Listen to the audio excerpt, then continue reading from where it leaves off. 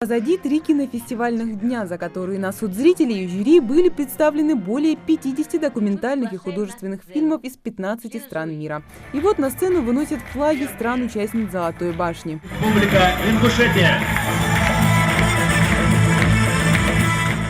До награждения главной премии Гран-при специальными призами кинофестиваля и дипломами наградили фильмы «Начало» режиссера Мадины Зортовой, созданные при поддержке национальной телекомпании, и «Улыбка лидера» Дугурхан Кадзоевой. Когда я впервые услышала про судьбу Константина Федоровича, и первое, что для меня впечатлило, я просто подумала, человек вот сам по себе, он не может выстоять и выдержать то, что выдержал и вынес он.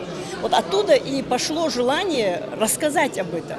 Причем рассказать не просто, а взять и эту судьбу раскрыть, дать понять, что получилось. Главный герой ее картины, Константин Лавров, тоже приехал на фестиваль. Ведь фильм отснят по его автобиографическому роману. Очень сложно, потому что повторяется жизнь, ты вспоминаешь, и, конечно, хорошо вспоминаешь, когда хорошее. Но когда отрицательные вещи, когда ты вспоминаешь, конечно, это не очень-то. И душа начинает, конечно, она болеть. Но в связи этого фильма, в связи книги, которую я пишу, то есть я просто, допустим, в книге выдал все, что весь негатив, из чего мне, может быть, стало легче. А между награждениями гостей развлекали своими композициями артисты эстрады. Хава Игиева с первых же нот заворожила зал своим голосом.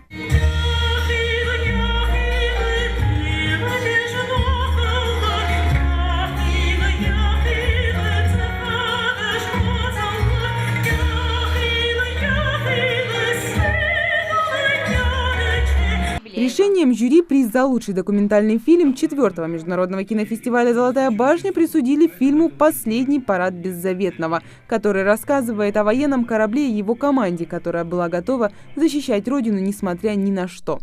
Товарищ командир, завтра вам в 6 часов, понедельник, в 6 утра сняться с якоря и следовать в район Босфора для осуществления слежения за американскими кораблями, которые войдут в Черное море.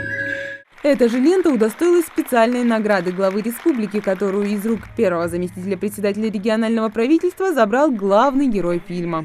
Я счастлив, что я здесь, вдали от моря, получаю такой замечательный подарок от такого великого человека, как ваш глава республики.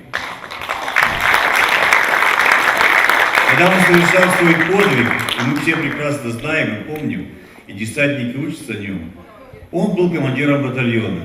А так вот этот корабль беззаветный, он приравнивается тоже батальону по сухопутному. То есть корабль 2-го ранга. Приз за лучшую мужскую роль получил Кирилл Плетнев за работу в фильме «3 дня до весны» режиссера Александра Касаткина. А гран-при фестиваля присудили картине «Храбрые воины» Нин Хайцзян, китайского режиссера. Какая масштабная картина, а какие каскадеры, как там все сделано, меня это потрясло. Это замечательный фильм. И очень хорошо, что этот 1,5-миллиардный Китай сегодня приехал в Ингушетию. А вам спасибо. Я хочу своему ингушскому народу пожелать. Любите этот кинофестиваль. Вы посмотрите, какие гости к нам приезжают. С какой теплотой они говорят. Завершился фестиваль символичной режиссерской хлопушкой. Кинофестиваль в Ингушетии. «Золотая башня» объявляется, к сожалению, закрытым. Вот таким был 4-й международный кинофестиваль. Гости и зрители разошлись со словами «До новых встреч», но уже на 5-м кинофестивале «Золотая башня». Мария Мистоева, Даля Плиева, Рахман Цуров, Новости 24.